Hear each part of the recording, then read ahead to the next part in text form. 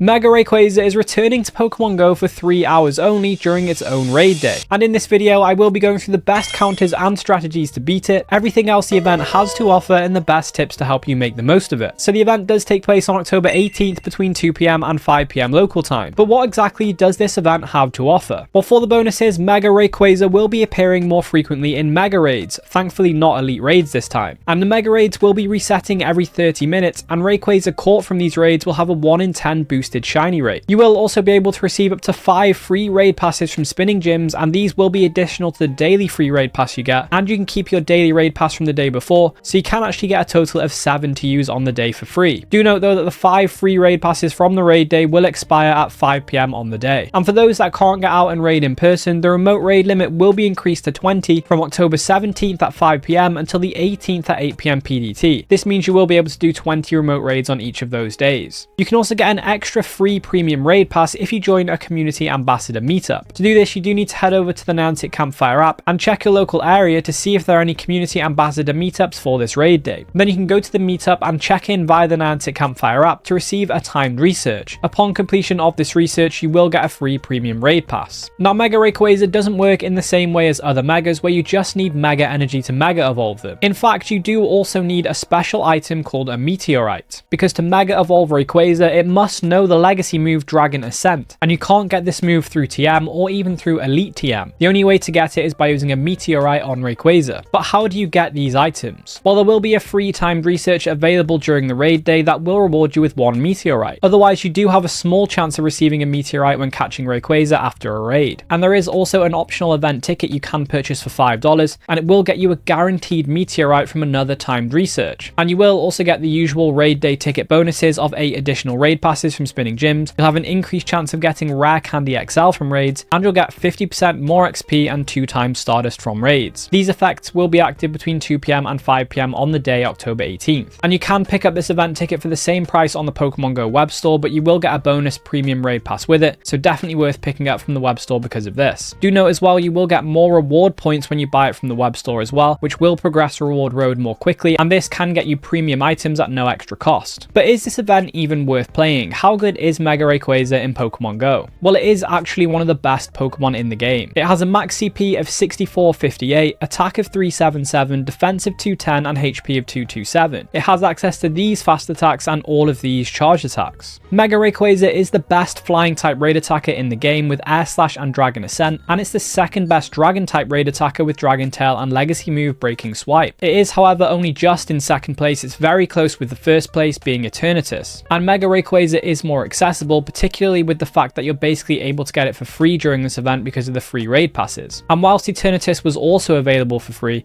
it takes a lot more raids to max it out, and you need a lot more people to do them as well. You can also use Rare Candy and Rare Candy XL on Mega Rayquaza, but for Eternatus, even though you can use these items on it, it is a bit of a waste because of the volume of Candy and Candy XL it needs to be powered up. Eternatus, however, does also have the advantage of being able to be used in max battles, and it is the best dragon type and poison type attacker in max battles, and it's ranked 14 in the Master League as well, whereas Rayquaza doesn't really have any meta relevance in the Master League, and it can't be used in max battles yet. But generally, I would highly recommend having access to Mega Rayquaza because it is a very strong Pokemon, especially with its highest damaging moveset, Dragon Tail and Dragon Ascent, actually being the highest damaging moveset in the entire game. This leads to Mega Rayquaza being one of the best counters for most raids, even if it doesn't have super effective damage against that raid boss, because of how much neutral damage it can do. So it is a great general Pokemon to have, especially if you don't have many specific counters to counter specific type raid bosses. This raid day is also very useful because not only will you be able to get Mega Rayquaza, but as you can only use 1 Mega at a time, you can also get loads of regular Rayquaza to fill out your flying or dragon type raid parties. And Rayquaza itself is a very strong raid attacker, with it being the second best flying type attacker with Air Slash and Dragon Ascent, and it's the 14th best dragon type with Dragon Tail and Breaking Swipe. Do note as well that not only does Rayquaza need a Meteorite to Mega Evolve, it does also need 400 Mega Energy. And historically, you don't get as much Mega Energy from a Mega Rayquaza raid. Instead of around 200 Mega Energy you normally get, you generally get around 70 or 80 Mega Energy per raid. So it will probably take you around 5 or 6 raids to get enough Mega Energy to Mega Evolve Rayquaza for the first time. Once you have Mega Evolved a Rayquaza for the first time though, you can walk any of your Rayquaza to get more Mega Energy. You can get 5 Mega Energy per kilometer walked, but it will only be awarded to you once you've walked enough to gain a candy, because the energy is given out at the same same time as a candy. And with how relevant Rayquaza is, I definitely would say this is a great event to play. But there are also some other reasons why you might want to play it as well. Firstly, raid days are great events to play in general for free-to-play players because of the free passes you get to raid with. And not only will you be rewarded with the Pokemon from the raid, but you will also get other rewards like XP, Stardust, and Rare Candy, which can be turned into candy for any Pokemon of your choice, and in particular it can be used to fuel adventure effects. You can also get charged TMs from these raids, which are very useful, especially for Team Go Rocket takeovers, where you can use them to remove frustration from your shadow Pokemon. And at the moment, you can use these TMs to get legacy moves Blast Burn, Frenzy Plant, and Hydro Cannon for Emboar, Meganium, and for Alligator during the Pokemon Legends ZA Celebration event, which will be ongoing at the same time as Mega Rayquaza Raid Day. Raid days are also really helpful for evolving Galarian Yamask and Hisuian Quillfish. This is because to evolve them, you need to have them as your buddy and complete 10 raids. And there are also some Pokemon that you do need to have as your buddy and catch Dragon-type Pokemon to evolve them. So if you do need to do any of those evolutions, make sure you have one of them set as your buddy when catching Rayquaza. So because of all these reasons, it's definitely one of the better raid days to pick up the event ticket, especially if you are looking to maximize XP, Stardust, and Rare Candy XL, and you're planning on doing more raids than the free raid passes allow. Do note though that the raid passes from this event and the ones from the ticket will expire, so there is the argument to buy raid passes from bundles in the in-game shop instead of the event ticket, because the premium raid passes don't expire and they can be used in Go Battle League as well. Now with that said, what are the best counters for Mega Rayquaza and how many trainers is it going to take to beat it? So Mega Rayquaza does have a raid CP of 88,200 and the 100% IV values for Rayquaza from these raids are 2191 and 2739 boosted in windy weather. It's a dragon and flying type, therefore it's weak to rock, dragon, fairy, and it has a double weakness to ice type attacks. The best counters are White Kyurem, Black Kyurem, Eternatus, Shadow Mamoswine, Mega Rayquaza itself, Mega Gardevoir, Shadow Aurorus, Mega Garchomp, Mega Abomasnow, Mega Glalie, Shadow Weavile, Mamoswine, Shadow Mewtwo, and Baxcalibur. And for budget counters which are generally easier to obtain and to power up, I would recommend Mamoswine, Satitan, Glaceon, Aurorus, Galarian Darmanitan, Weavile, Vanillux, Avalugg, Mr. Rime, and Hisuian Avalugg. This raid can actually be duoed with the best counters maxed out and if you use party power, but generally I would recommend 3 or 4 trainers. If you do decide to use party power, which I do highly recommend, the best counters do change a little bit because of the way it boosts damage for charged attacks. So the best counters with party power are White Kyurem, Black Kyurem, Eternatus, Origin Dialga, Shadow Mamoswine, Shadow Mewtwo, Shadow Dialga, Mega Rayquaza itself, Crown Zacian, and Shadow Aurorus. And if your team is struggling to beat the raid within the time limit, there is the option of using Crown Zacian's Behemoth Blade Adventure effect to increase the damage of raid attackers by 10%. Or if you're finding catching the raid boss is the tricky bit, then I do recommend using one of the Kyurem Adventure effects. Black Kyurem's Free Shock Adventure effect will increase catch rate by 25%, and it stops the Pokemon from moving around, so it is easier to land a throw on a stationary target. Or you could use White Kyurem's Ice Burn Adventure effect, which will increase catch rate by 50%, and it will slow down the catch circle when it's small to allow you to more easily land excellent throws. I do also recommend having at least a great level buddy set as your buddy, so it can use Catch Assist, which is where your buddy will deflect a Pokeball back at the Pokemon you're trying to catch if it gets knocked away by that Pokemon. And if you do want to power up Rayquaza, how can you maximize candy for it? Well, I do highly recommend catching it using a Silver Pineapple Berry because you will get 7 candy per catch if you do that, or you'll get 6 if you use a regular Pineapple Berry. And being a raid caught Pokemon, you can Mega Evolve any Pokemon to get extra candy, so make sure you at least Mega Evolve something. But if you want to get extra Candy XL chance, you are going to need to Mega Evolve a Dragon or a Flying type, so you can Mega Evolve any of these Pokemon for that. And if you can, Mega Evolve a Pokemon that is at the max Mega level, so you get more XP, candy, and chance for Candy XL. And trading can also get you extra candy depending on the distance between the locations where the 2 Pokemon were caught. And this season, because of the seasonal bonus, you will actually get an extra candy and a guaranteed Candy XL per trade. However, if you are looking to trade some of these Rayquaza, I do recommend holding off until the Sunday, the day after this event on the 19th, so you can benefit from trade days, which is a mini event that takes place on Sundays only this season, and it offers the following trading bonuses: +1 special trade, increased chance for lucky trades, -10% Stardust cost for trades, and you'll get +2 Candy XL from trades. So with Rayquaza being a special trade, that +1 special trade will come in really handy. You will also get extra Candy XL for trading Rayquaza, and also the increased chance for lucky trades could be really useful because lucky trades do have a 12-12-12 IV floor, meaning you do have a 1 in 64 chance of getting a Hundo or a Shundo if shiny. It also reduces the amount of Stardust required to power up the Pokemon as well, so that can be really useful, especially for a legendary Pokemon like Rayquaza. And if you did find this video helpful, then I recommend checking out this video on the screen next, and I'll catch you in the next one.